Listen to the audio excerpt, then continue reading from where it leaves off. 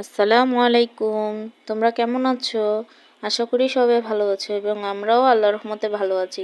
তো তোমাদের জন্য আজ নিয়ে এসেছি স্বামী কাবাব রেসিপি। তো এটা কিন্তু পোলাওর সাথে এবং বাচ্চাদের টিফিনও দিতে পারো, আবার যে কোনো অকেশনালে তৈরি করতে পারো, বিকালের নাস্তা হিসেবেও বানাতে পারো। খুবই সুস্বাদু একটি রেসিপি। তো এটা কিভাবে বানাতে হয়, আর খেতে অসম্ভব মজা, তা আজকে তোমাদের সাথে শেয়ার করব। তো চলো রেসিপিটি শেয়ার করি। তো প্রথমেই বুটের ডাল ভিজিয়ে নিয়ে রাখাগুলোকে সিদ্ধ করছি। এর মধ্যে আমি দিয়ে দিব 1 কাপ মুরগির মাংস, বুকের মাংসটা। এরপরে তেজপাতা, কাঁচামরিচ এবং গরম মশলাগুলো দিয়ে দিচ্ছি। আমি আদা রসুন বাটাও দিয়েছি, সেটা ভিডিও করতে ভুলে গিয়েছি। লবণ দিয়েছি,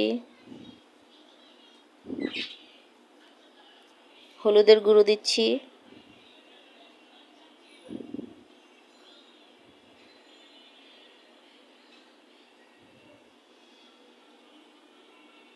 এরপর আমি একটু নেড়ে চেড়ে দিব।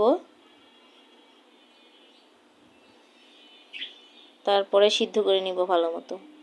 এই যে সিদ্ধ করা হয়ে গিয়েছে, তা আমি মুরগির মাংসগুলো আলাদা করে নিচ্ছি। যেহেতু মুরগির মাংস, আমি বেশি এটাকে বাটবো না, একটু হাত দিয়ে ছাড়িয়ে ছাড়িয়ে নিয়েছি আর ডালটাকে ভালোভাবে বেটে নিয়েছি শিলপাটায়। তারপর আমি দিয়ে দিচ্ছি একটু শুকনো মরিচের গুঁড়ো, এরপরে একটা ডিম,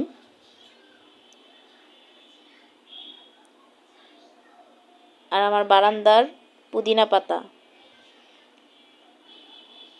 এরপরে দিব জায়ফল, জয়ত্রী এবং পোস্তদানা বাটা।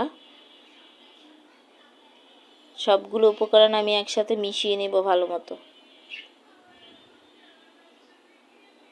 এই যে সবগুলো আমার বানানো হয়ে গিয়েছে। এভাবে কিন্তু তোমরা ফ্রোজেন করে বাচ্চাদের টিফিনও ভেজে দিতে পারো।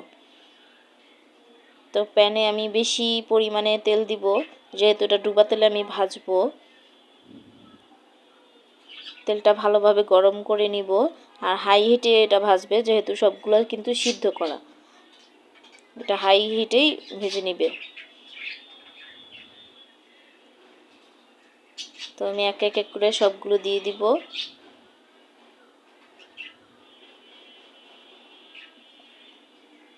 এবং আস্তে আস্তে করে এই যে ভেজে দেখো লাল লাল হয়ে গিয়েছে।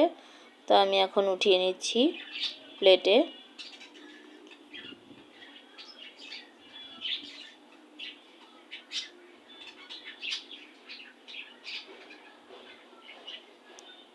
দেখেছো কালারটা কত সুন্দর এসেছে? এরকম কালার হলে তোমরা নামিয়ে ফেলবে। তো আমার সবগুলো হয়ে গিয়েছে। এই যে দেখো ফাইনাল লুকটা অনেকটা কিন্তু সুন্দর দেখাচ্ছে। টমেটো সস দিয়ে আমি পরিবেশনটা করেছি এবং খেয়েও তোমাদের দেখাবো কেমন হলো। এই যে আমি একটা খাবো, অসম্ভব কিন্তু মজা হয়েছে। তো তোমরা কিন্তু বাসায় এই রেসিপিটা ট্রাই করতে পারো এবং ভালো লাগলে একটি সাবস্ক্রাইব এবং লাইক, শেয়ার, কমেন্ট করে দিবে। তো ভালো থাকবে, সুস্থ থাকবে, সবাইকে আল্লাহ হাফেজ।